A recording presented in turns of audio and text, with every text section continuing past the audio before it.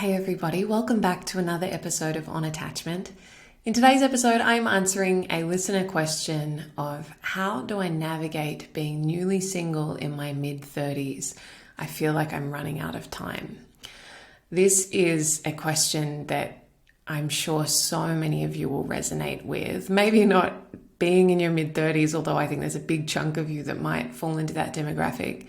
But just this sense of, my life hasn't played out in the way that I envisaged, and I feel like all of a sudden I'm scrambling and I am running out of time, and we can really feel an overwhelming sense of scarcity, and that can really rob us of the joy and the ability to be present in our lives as they are today, and can lead us to feel really hopeless and deflated about what our future might hold. So I'm going to be sharing some thoughts on this, navigating being newly single, how you might approach dating from a mindset point of view, and how to really honor the desires that you have without feeling hopeless or overwhelmed or demoralized by where you find yourself. So that's what I'm going to be talking about today. Before I dive into that, I just want to share the featured review. This one was from Spotify, and it said, "Your show has been life-changing. Your words let me wrestle with what resonates, and I could not be more grateful. Thank you for all you do, because you're actually helping people look inward and heal." Thank you so much for your beautiful words.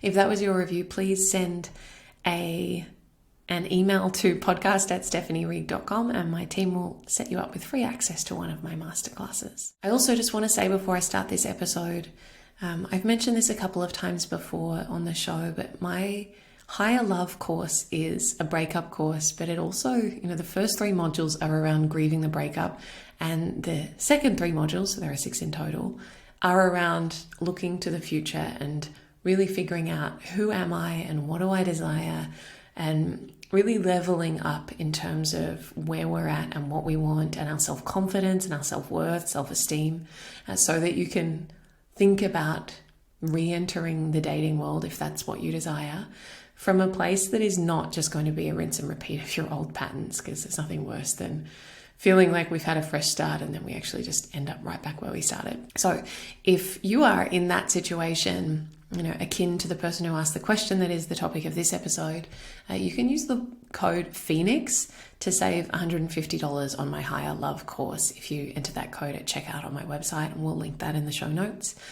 But that is a really great resource. I've had a lot of people, I kind of forget about that course sometimes because it's always available on my website, but it's actually one that gets incredible feedback, and a lot of people who've then gone on to work with me in more intimate capacities really rave about Higher Love as being the turning point in their journey after a relationship ended. So if that's you and you're looking for some more support, definitely check that out. Okay, so let's talk about this. How to navigate being newly single in my mid-30s. I feel like I'm out of time. I just really want to validate how very, very understandable this is.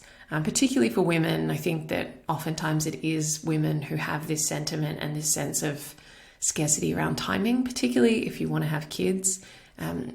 There's no denying that there is a timing reality, right? There are timing constraints around having kids. And while it's not to say that if you're in your mid-30s, time is up, time is also not infinite and limitless. And so it's really understandable that you'd be feeling all of those things.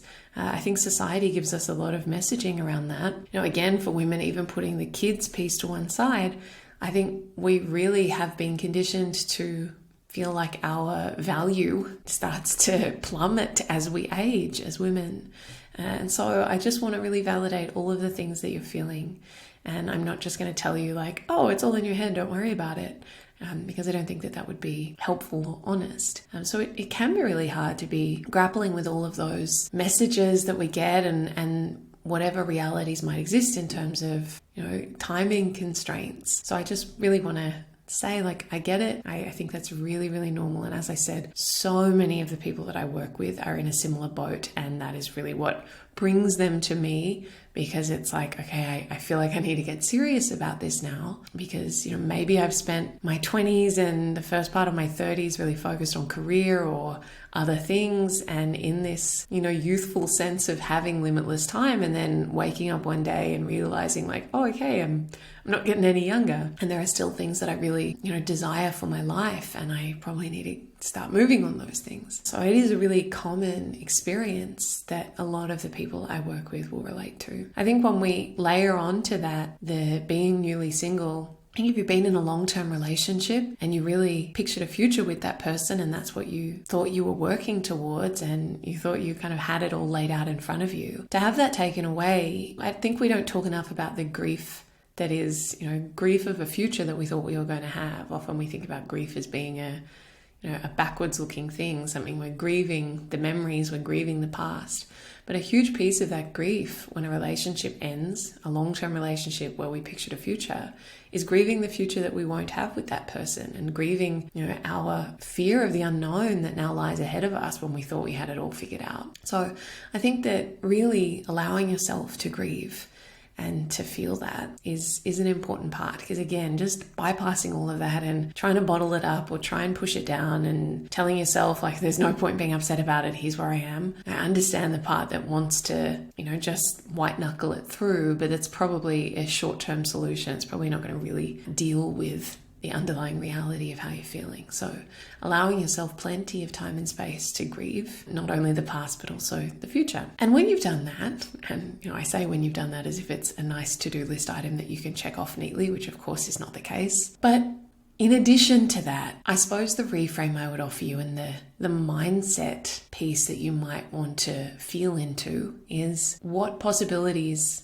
arise from the reality of where I'm at right now. If my life has thrown me a curveball and it's not what I hoped or expected, that can be true. And at the same time, we can go, okay, I have an opportunity here and I have a level of freedom and autonomy at this moment in time in my life. And I can use this to get really, really clear and really empowered in what I truly desire for myself. I think that a lot of people go look around them and go, everyone's married and has kids and I'm not even close. Like, how can I not feel defeated and deflated by that? But I think it's really important to remind ourselves that like comparison, we all know that. Comparison, not helpful. We all do it, of course. And it's not like, oh, okay, I'll just flip the switch in my brain for comparison and then I won't do that anymore. I think we all do that somewhat naturally, but it's important to remind yourself that you're not comparing apples with apples. You looking at your life and then comparing it to the person you went to high school with who's, had everything play out the way that, society would say is the right path or is kind of the traditional path.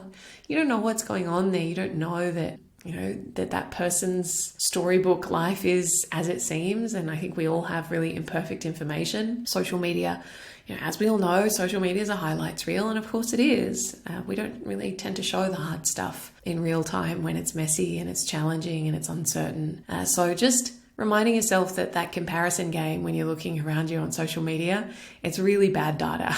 And it's just going to skew you towards feeling like your life is shit and everyone else's is great. So I think reminding yourself of that when you go into comparison. Someone else's life might not actually be what you want. Or, they might be married and have kids, but maybe their marriage is not of the level of depth and connection that you desire. And maybe you haven't been willing to make certain sacrifices that someone else has. So just like trying to stay in your lane and go, okay, I'm here for whatever reason. I'm here because of, my desires. I'm here because of my limits. I'm here because of my boundaries. I'm here because of my experiences. Like I'm here. And so what am I going to do with it? Right?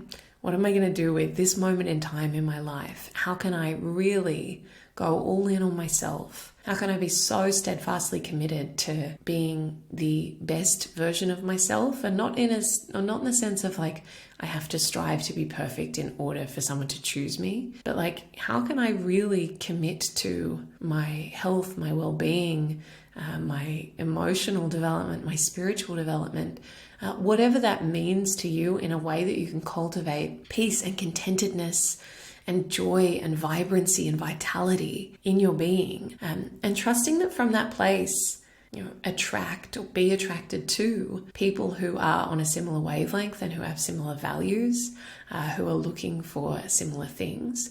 Whereas I think if we allow ourselves to spiral into the scarcity and into the fear and into the I'm running out of time, I'm just going to have to, settle for the first person who buys me a drink. Of course, we're going to end up with an approximation, maybe a sad approximation of what we truly desire. So I've done a podcast episode in the past around, how to enjoy being single when I really want a relationship. And I think it's ultimately similar advice, but with the overlay of that contextual factor of being in your mid-30s and feeling like you're running out of time. It's like you can really lean into that experience of where you're at right now and the season of life that you're in, and really embrace that and really make the most of it, really make it juicy and vibrant and vital, while also holding the desire and really fiercely holding the desire for partnership if that's what you desire, right? So getting really clear, not just I want a partner, but I want, depth of connection, and I want commitment, and I want someone to build a life with. I want,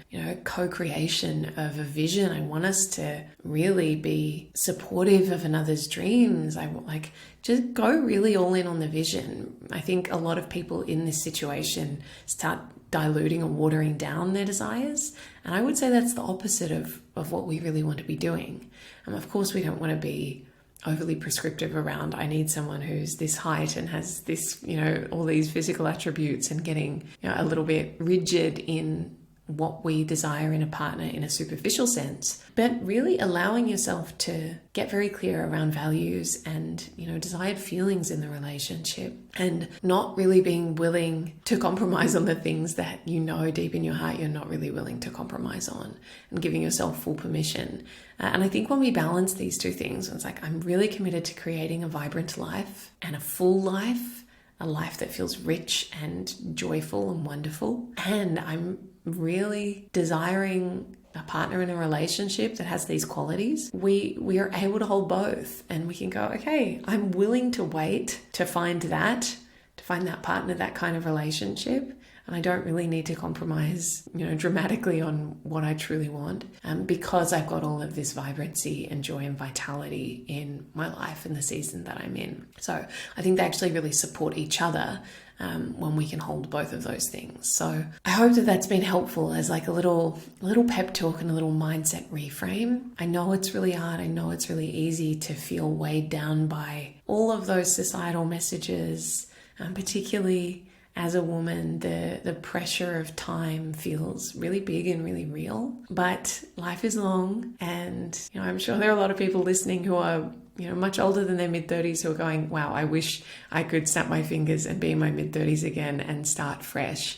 So reminding ourselves it's all relative, and we're still alive for as long as we're here, right? Today's a new day.